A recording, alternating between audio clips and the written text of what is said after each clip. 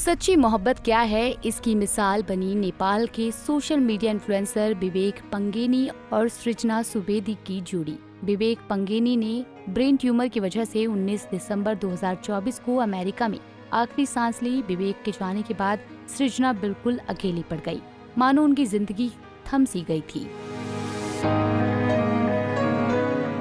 अब खबर है कि सृजना अमेरिका से अपने होम टाउन नेपाल लौट कर आ गई हैं। जी, सृजना अपनी पढ़ाई छोड़ अमेरिका से वापस नेपाल आ गई हैं। सृजना ने पति की अस्थियों को बागमती नदी में बहाने की परंपरा निभाई। सफेद सूट और सिर दुपट्टा ओढ़े हुए नदी में पति की अस्थियां बहाती सृजना का वीडियो भी सामने आया, जिसे देखकर लोग फिर से इमोशनल हो गए।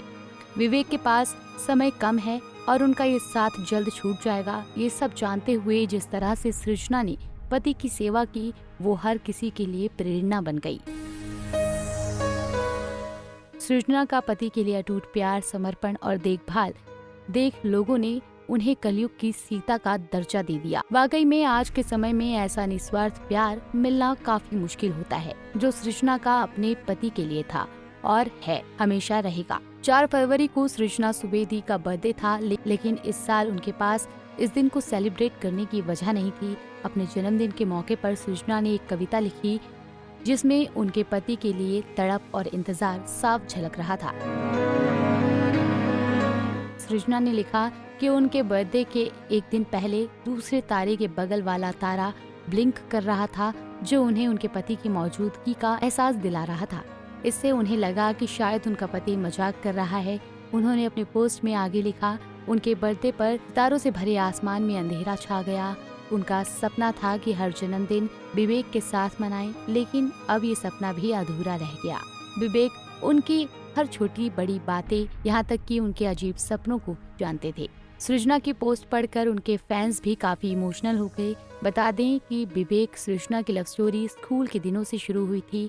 6 साल एक दूसरे को डेट करने के बाद दोनों ने शादी कर ली। फिर 2022 में विवेक की PhD के लिए कपल अमेरिका शिफ्ट हो गए।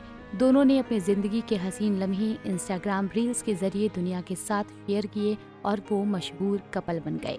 मगर इस खुशहाल जिंदगी में अंधेरा तब छाया जब विवेक को ब्रेन कैंसर की स्टेज 4 का पता चला। दोनों उस वक्त अमेरिका में पढ़ाई कर रहे थे। डॉक्टर्स ने कहा कि अब उनके पास सिर्फ 6 महीने हैं, लेकिन विवेक ने करीब 2 साल तक कैंसर से लड़ाई लड़ी। इस लड़ाई में सृजना उनके साथ साई की तरह रही, उनकी हिम्मत बनकर। मगर मोहब्बत हार गई और विवेक दुनिया को अलविदा कह गए।